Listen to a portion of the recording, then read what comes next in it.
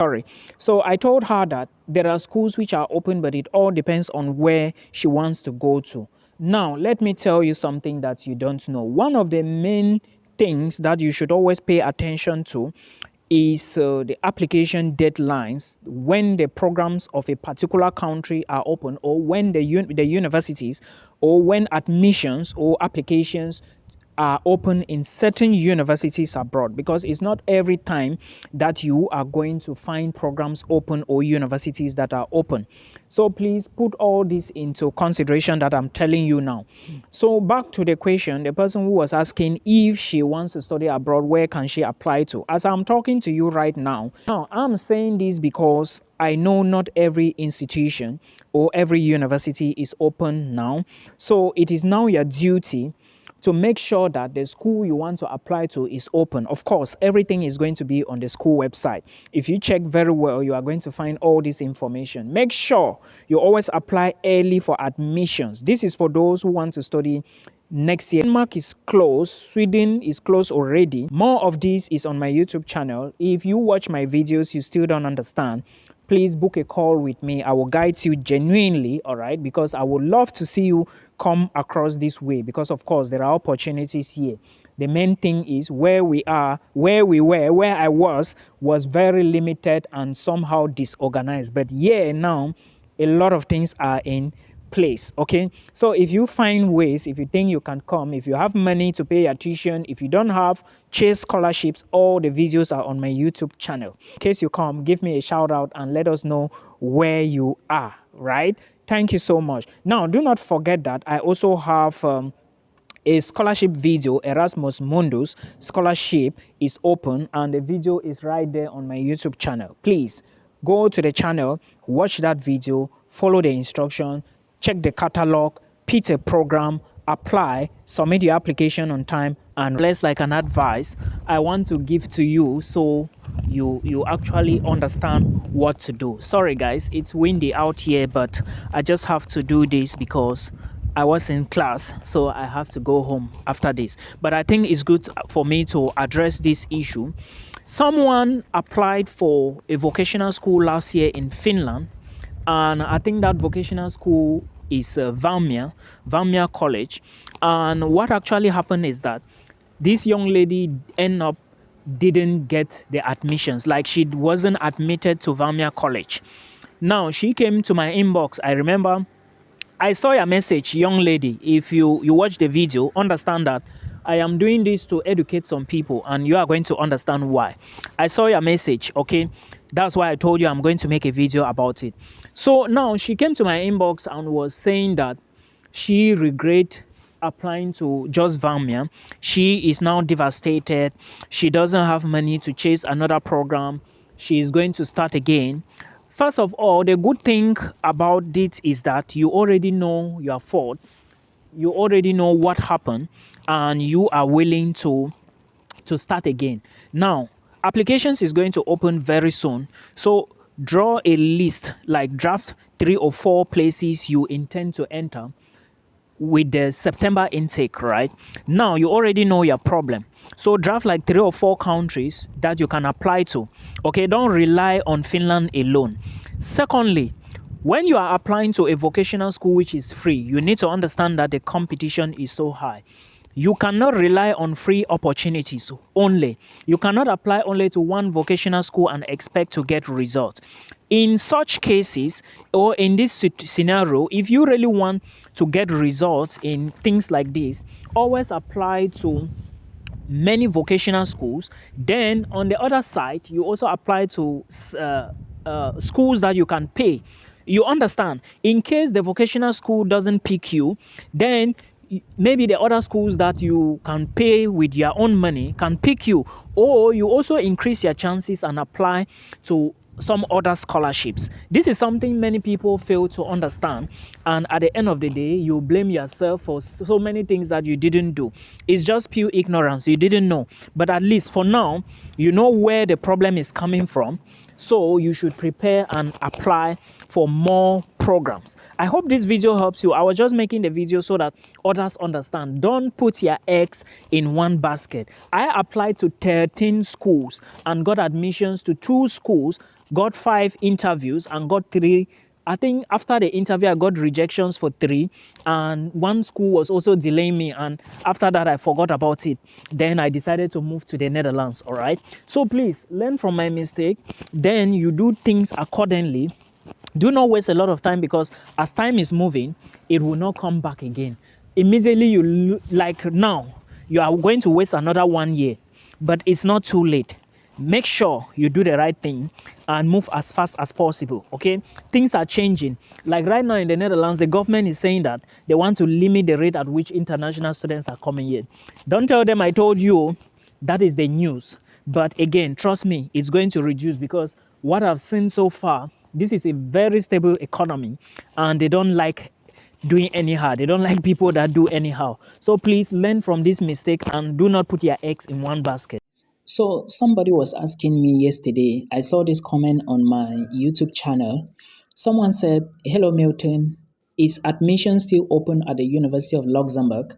And I am here to inform you about this type of question. First thing first, I have always said, if you watch my videos, you do your own research. It is very important. Now, to answer that question, will be opening only from the 1st of February 2025. But there are important things and key points you need to take into consideration if you want to study at the University of Luxembourg.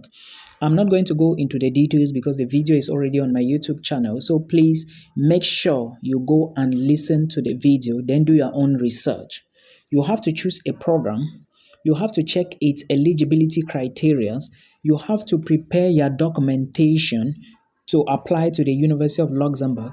You need to also create an account. You need to also pay an application fee, submit your application, then you relax and wait. Make sure you start doing the research now. Don't come and say, Milton, I wasn't aware there was IELTS. Don't come and say, oh, Milton, I didn't know I have to use just maybe my IELTS. I don't have IELTS and stuff like that. This is now the time. This is November. Check the programs the University of Luxembourg have. Then you look at which one you want to study. You check their requirements. If they need IELTS, you prepare and sit for your IELTS now. If you care, say the money is too much, I will not pay. Next year, people will be moving to Luxembourg and you will be there shouting that I didn't use IELTS. Please, applications, visa application, immigration, everything is becoming competitive. You have to use your brain now if you really want to succeed in this life. Do everything legally possible to succeed if you can now, because things will change in 2 or 3 years' time. This is just a friendly advice. So let me quickly talk about this in this video. I really don't have time, but I would say it. Many of you are asking me, hey Milton, I want to study abroad. I do not know the requirements that I need to study abroad. Now, these are the details I'm going to give you here in case you actually want to move abroad in 2025. Please listen to me. I'm going to drop a longer version of this video on YouTube. So make sure you go to YouTube, watch the video, then you make a decision. Now, to study abroad, it depends on what you want to study, the country you want to go to, and what you want to apply for. These 3 things will determine your requirements. 1, what you want to study.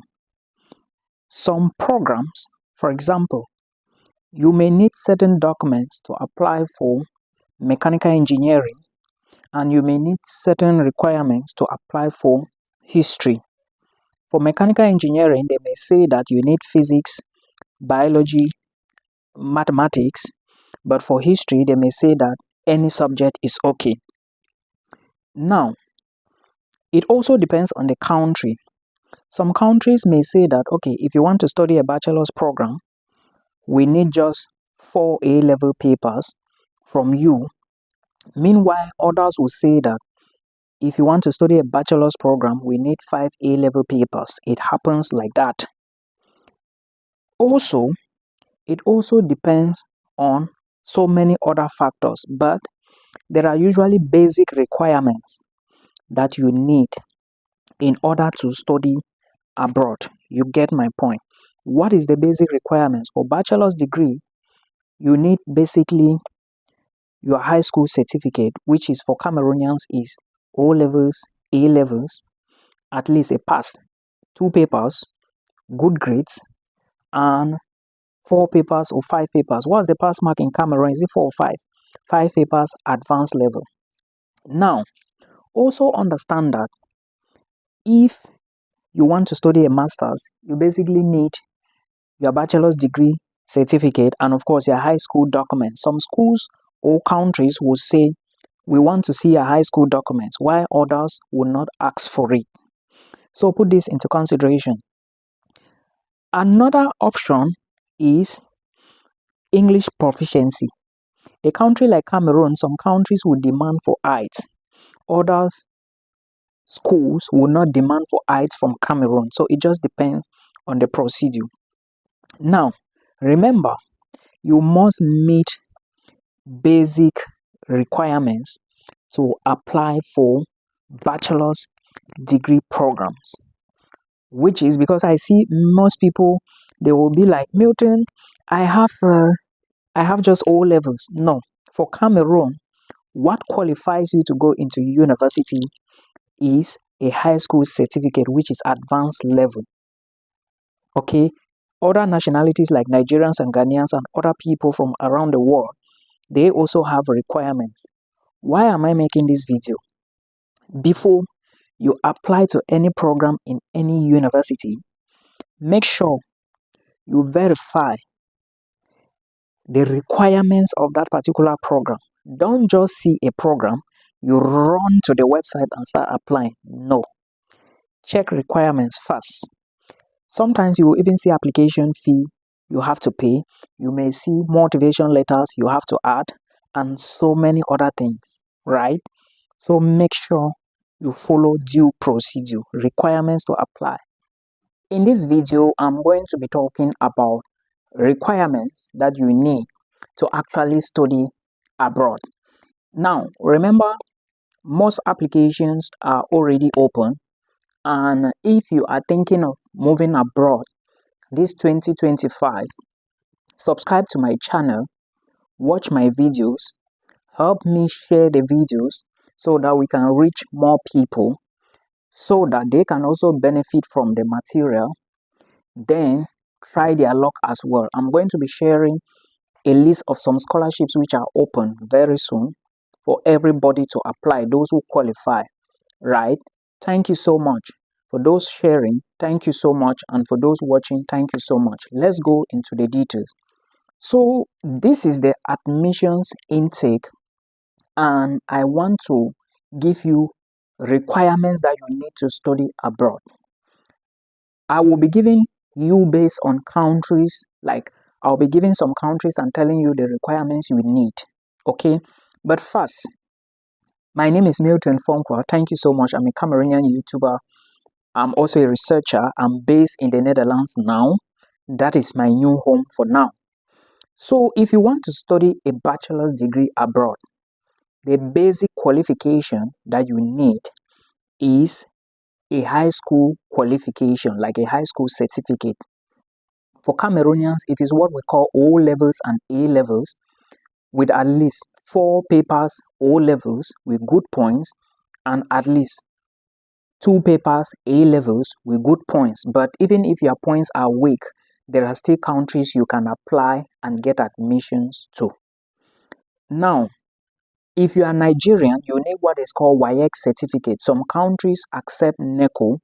I remember a college in Canada. In fact, some colleges in Canada accept NECO. If you are from Ghana, WASI, Liberia, WASI. If you are from Tunisia, Algeria, Morocco, or any other country around Africa or around Asia, like in Pakistan and India, you still need high school documents. This is to answer the question, There is a question many people have been asking me, oh, Milton, I have just O levels, I didn't reach high school. Bro, the basic qualification is high school certificate. You need to go back to school. I remember telling somebody to go back to school. Now said, these are the basics. If you want to go for masters, you need those documents I mentioned and your bachelor's degree certificate and the transcript. Sometimes some universities will not ask you to show your high school documents. So in this case, you need just your bachelor's degree and the transcript. Those of you who have HND and bachelor and a degree, if you have HND and a degree, you need to combine the two together. Your transcript for HND, your certificate for HND, your transcript for bachelor's, your certificate for bachelor's, because like in Cameroon, when you have HND, you have 1 year to spend in university. And some schools, some private schools in Cameroon have collaborations with public universities, state universities, where you will have a certificate and transcript from your HND school and a certificate and transcript for your 1 year program in the university that your school is affiliated to. I hope this is clear. For Nigerians, I think this is the same procedure. Don't keep the HND certificate aside, then you are using the 1 year degree to apply. It doesn't work that way. Now, this is for masters. PhD, you need to do the same thing. Masters, bachelor's, masters, and then you apply. Now, there is something you need to know when it comes to this documentation. Most countries around the world now are asking for what we call authentication, verification, and legalization. Some may not ask for verification. Some may ask for just legalized documents. I'm going to be giving you example. If you want to apply for a country like Bulgaria, you are going to do legalization. If you want to apply for Slovakia, you are going to do legalization. Now remember, this legalization also depends on the time you are going to do it. Like if you want to apply to Austria and Portugal, Austria will want you to legalize the documents. They will even do authentication, they will do verification, they have to check the documents, then they will now do legalization before you can use them and apply to a university. And as I speak to you right now, I doubt if there is an appointment for the Austrian embassy. So for you to do this legalization, okay, legalization is done at the level of, first, you do authentication at the Ministry of Education, then you do at Ministry of Foreign Affairs, then you do legalization at the embassy. Sometimes you have to go through verification procedure, right? And in this case, the Austrian embassy has what we call VFS Global. They collect the documents, they check them, but again, remember some cost is associated to this program procedure. It's not free, so you have to pay for it. Right now, the legal authenticated documents, if you want to carry your documents to the Ministry of Education or Foreign Affairs in Cameroon, you have to pay a lot of money. I was even told it's 20K. For other countries, I do not know. Now remember, you cannot skip one procedure and do this. For example, a Nigerian cannot just go to the Ministry of Foreign Affairs without passing through education, right? Then a Cameroonian cannot take his or her O levels and A levels and go to the Ministry of Foreign Affairs without first of all going through the GCE board. Do you understand? Because if you do like that, they are still going to send you back to the competent authorities that gave you that particular document. It is clear and easy to understand. Now, we have talked about how you are going to do this. I haven't finished. There are some countries where you can apply for a school, get admission before you do this process. Example is Italy and Portugal. Now, remember, there are just few universities in Portugal that will accept you to do this. Most schools will say, go and bring your legalized documents before we can give you admission. So if I'm you, I will first of all do this procedure if I know I want to apply to these countries. Right now, as I'm talking to you, I know somebody who is also trying to do this procedure, and this person wants to apply to Bulgaria. You get my point? So you have to check the school website very well to be sure that they are asking you the right documents. and you are doing the correct thing. Milton cannot do it alone. I can only come here and share information with you and educate you. And before I forget, if you need a one-on-one call with me, if you want me to sit down and call you again and give you advice, or you don't know where to start or where to begin, please book a call with me. It is very affordable. Check the links in the video description box. Drop a comment in the comment section if you have a problem. Moving further, remember that other countries also have a different legalized procedure, like in the Czech Republic. There is another thing called super legalization. And for Austria too, there is no super legalization, but you have to do verification. For countries like Lithuania, there is something they call now double legalization of your police character. So documentation keeps changing year in, year out. Have I mentioned these things on my channel before? Yes, I have. All the videos are on my channel. So make sure you go to my channel and watch videos. It's so important. Now, also understand that there is something they call English proficiency.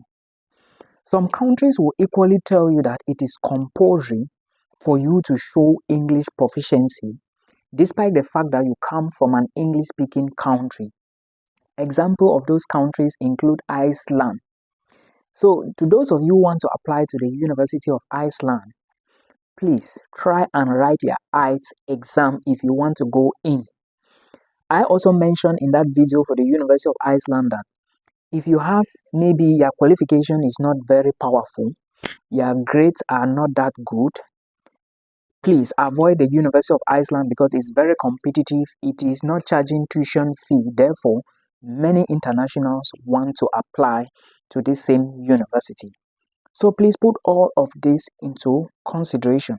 There are extra documentations like motivation letters, CVs. Those are not really important. I just wanted to focus more on these basic requirements. Also remember, like I said before, some countries will want to see your originals. So the only way to save this method is to do legalization because it doesn't expire. So if you do this procedure, it is going to be easy for you. I'm saying these things now because admissions just started. Before you know, it will be December. Before you know, it will be February 2025. Before you know, April has come. People have started applying for visas. So prepare yourself now and then you begin your application. Also on the side of documentation, like I was saying, basic requirements. Remember this video is basic requirements, not the other requirements. But I'm going to mention that some schools also ask for application fee, while some schools will ask for maybe an entrance exam or maybe a video call to know what are your ambitions to study in their university. In this case, you need to check very well. Czech Republic does this method. Slovakia and Bulgaria, they do it. Lithuania do interviews as well. All the details I have mentioned, everything I've said on my channel is still here. Go check my videos one after the other and verify. Now remember that there are some countries that you cannot move with family. There are others that you can move with family. I'm going to be dropping all the details in subsequent videos. Then I will also talk about the scholarships that are available for you to actually apply for them. I hope this video is going to help somebody today. I wish you all the best. I want to see you in Europe.